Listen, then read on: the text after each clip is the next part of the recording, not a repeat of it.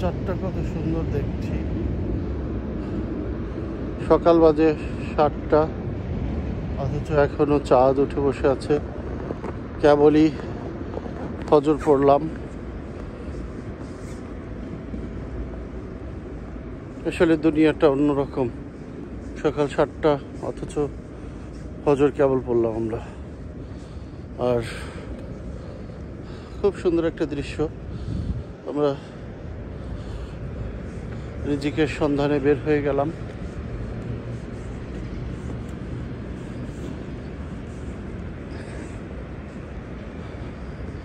মাশাআল্লাহ, অনেক সুন্দর একটা স্থাপনা। এটি একটা সম্ভবত বৌদ্ধদের কবরস্থান।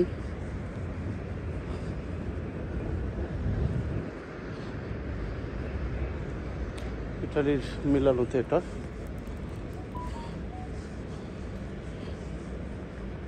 সবাইকে অনেক শুভেচ্ছা।